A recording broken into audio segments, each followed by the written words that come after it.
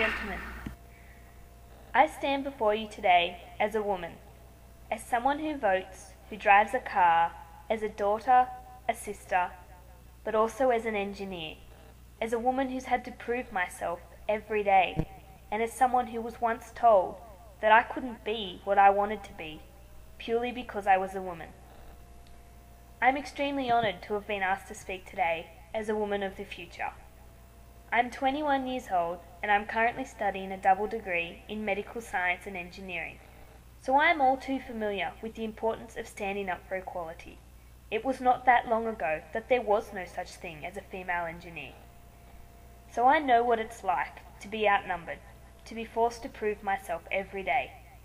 But I also know what it's like to achieve my dreams, to become an engineer, and to be proud of the nerdy, quirky person that I am.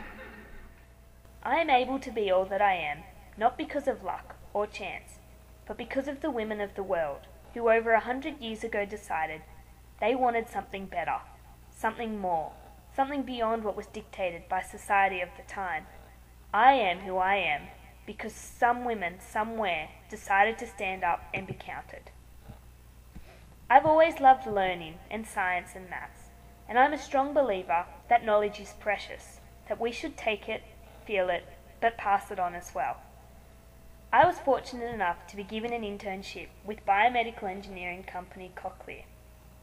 I saw a 4-year-old boy who'd been deaf his whole life hear his mother say, "I love you," for the first time. And it was a moment I will never forget. It made me realize that what we do every day as engineers can mean so much to so many people.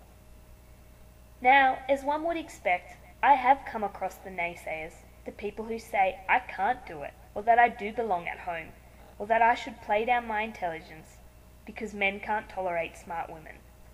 And the fact that I accepted this as something I just had to deal with because I was a woman is wrong. I'm not saying that women are more or less superior than men, but we are equal, and we deserve to be treated that way.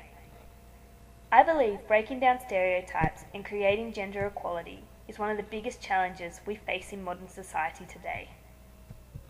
Now, I'm often asked for my advice as a female engineer in a man's profession, but the reality is this. I'm only 21 years old. I don't have a lifetime's worth of experience or advice, but I do think we need this. I think we need to be inspired. We need to take inspiration from the women before us, from the generations who have led us to where we are now.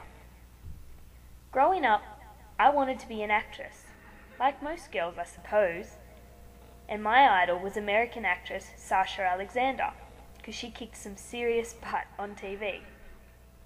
But it wasn't until I thought about it years later I realised I never wanted to be an actress.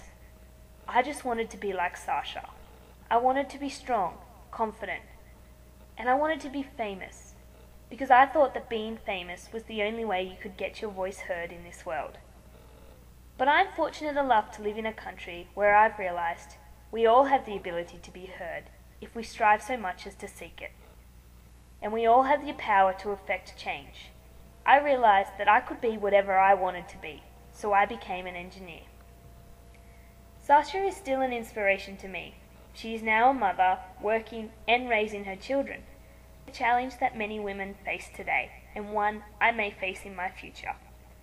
And I believe we need to be inspired by these women, by our mothers, sisters, friends and strangers.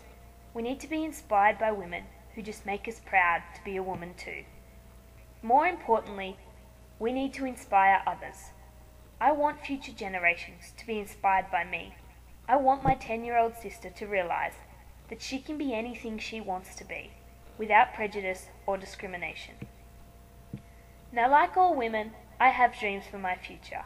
I wish to further my education to allow me to better influence the world.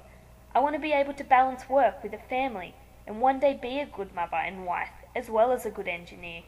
I want to contribute to society in a positive and empowering way. But I also want to just be free to live my life, a right that unfortunately some women do not have. I want to do all the items on my bucket list. I want to travel the world. I want to meet Sasha. I want to write a book on the crazy antics of my engineering friends.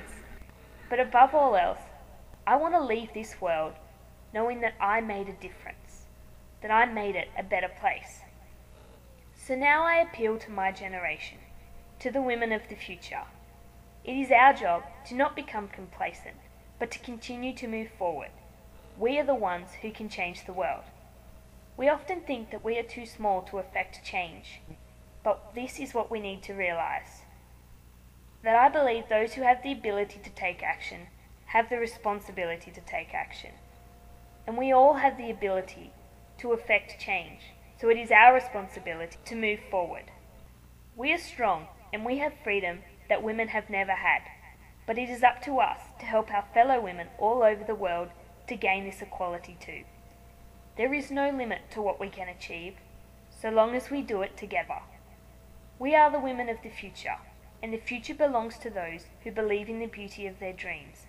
And as our grandmothers and great-grandmothers have proved before us, nothing is impossible. Thank you.